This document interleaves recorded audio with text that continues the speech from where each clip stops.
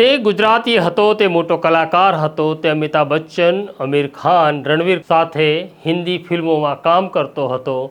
તે નાટ્ય જગતનો એક એટલો મોટો કલાકાર હતો કે તેને રંગભૂમિને પણ ગજવી હતી. તેના મોટા મોટા પોસ્ટર લાગતા હતા અને લોકો તેની વાહવાઈ કરતા હતા. પણ આ કલાકારને ગુજરાત પોલીસ શોધી રહી હતી. ગુજરાત પોલીસની સામે તે હતો, પરંતુ પોલીસને અંદાજ નહોતો કે આપણે જેને શોધીએ છીએ તે નજર સામે છે. ગુજરાત પોલીસની હાલત કેડમાં છોકરું અને ગામમાં શોધવા નીકળે તેવી હતી. પરંતુ અમદાવાદ ક્રાઇમ બ્રાન્ચે આ કલાકાર જેણે અનેક ફિલ્મો કરી તેને હવે ઝડપી પાડ્યો છે. તેની ઉપર આરોપ છે તે હત્યા કર્યા પછી ફરાર હતો. જાણીએ વિગતે આખી વાત. વૈષ્ણવજન તો તેને કહીએ જે પીડ પરાઈ જાનાને રે. નમસ્કાર, નવજીવન ન્યૂઝમાં તમારું સ્વાગત છે અને હું છું તમારો પ્રશાંત દયાળ. તમારી અને મારી જિંદગી પણ એક રંગભૂમિ જેવી છે. આપણે માનીએ છીએ કે આપણે આ સારું કર્યું, આપણે માનીએ છીએ કે આપણે આ ખોટું કર્યું, પરંતુ મને લાગે છે કે આપણે બધા જ કુદરતની કઠપુતલી છીએ. આવી જ ઘટના ઘટી હતી 2005માં. 2005ની અંદર એક કલાકાર જેનું સાચું નામ છે હેમંત મોદી, તેના હાથે પડોશી મિત્રની હત્યા થાય છે અને તે હત્યા કેસમાં અમદાવાદની સાબરમતી જેલમાં આવે છે.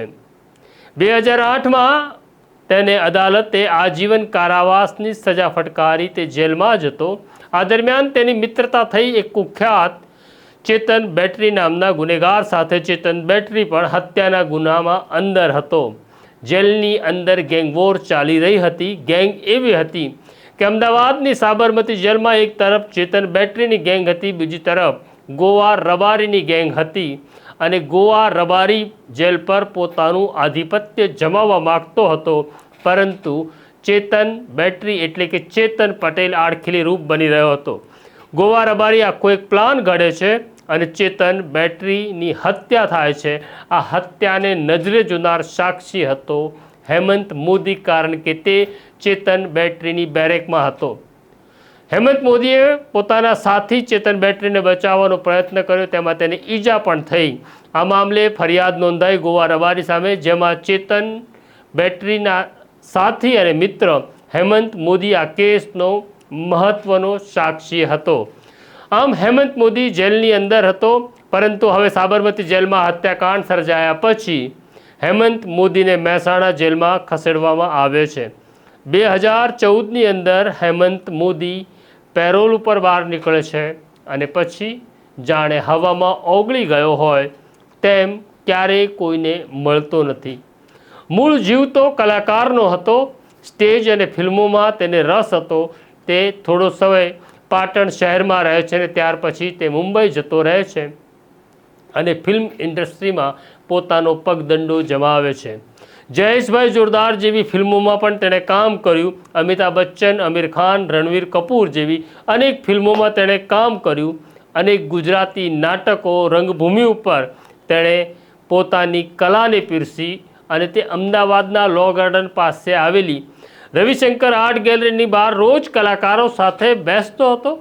પોલીસના વાહનો ત્યાંથી નીકળતા હતા, જતા હતા, પણ કોઈને અંદાજ નહોતો કે આપણે જેને શોધીએ છીએ તે આ માણસ છે. હવે હેમંત મોદીએ એક નવું નામ ધારણ કર્યું હતું. એ નામ હતું સ્પંદન મોદી. એટલે મુંબઈની ફિલ્મ ઇન્ડસ્ટ્રી હોય કે ગુજરાતની રંગભૂમિ હોય, બધા તેને સ્પંદન કહી સંબોધતા હતા. પણ કોઈને ખબર નહોતી આ સ્પંદન એટલે કે હેમંત મોદી એક ગુનાહિત ઇતિહાસ ધરાવતો વ્યક્તિ છે.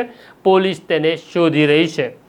આ દરમિયાન અમદાવાદ ક્રાઇમ બ્રાન્ચના પોલીસ ઇન્સ્પેક્ટર PM ધાકડેને એક માહિતી મળે છે. માહિતી એવી હતી કે 2014થી પેરોલ જમ્પ કરીને ફરાર થયેલો હેમંત મોદી હવે સ્પંદન મોદી થઈ ગયો છે અને બહુ મોટો કલાકાર છે.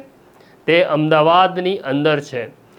એટલે કે પૂરા 12 વર્ષ વીતી ગયા હતા અને ત્યાર પછી પોલીસને આ માહિતી મળે છે.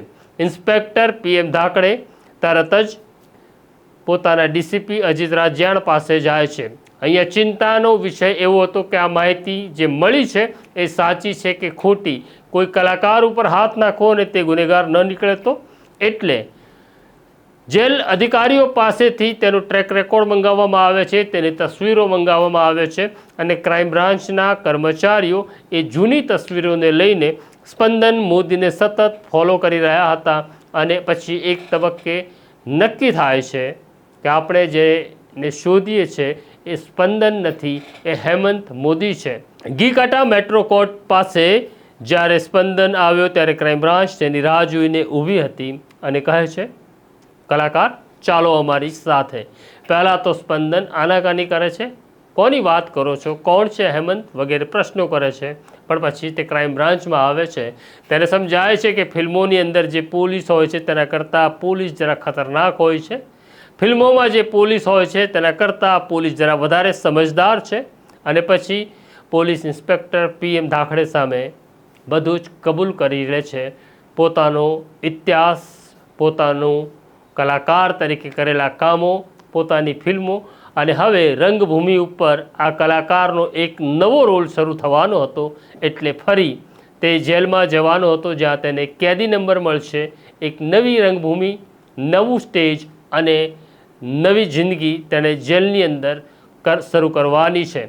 તો આ છે સ્ટોરી એક કલાકારની જે પહેલાં હત્યાના કેસમાં પકડાય છે, પછી ફરાર થાય છે અને પછી ફિલ્મ ઇન્ડસ્ટ્રીમાં મોટું નામ કરી પાછો આવે છે. કદાચ કુદરતે સ્ક્રિપ્ટ આવી જ લખી હશે અને કુદરતની સ્ક્રિપ્ટ પ્રમાણે સ્પંદનની જિંદગીમાં થઈ રહ્યું છે એવું માનવા સિવાય આપણી પાસે કોઈ વિકલ્પ નથી. આપણે જે કંઈ કરીએ છીએ એ બધું જ કુદરતની સ્ક્રિપ્ટ પ્રમાણે થાય છે.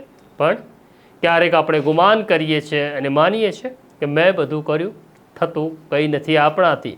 તો આ સ્ટોરી તમને કેવી લાગી કોમેન્ટ બોક્સમાં જરૂરથી લખજો. અમારી સાથે વાત કરતા રહેજો. અત્યારે મને મારા સાથી જયંત દાફડાને રજા આપો એ પહેલાં બેલ આઇકોન દબાવી દો. નમસ્કાર.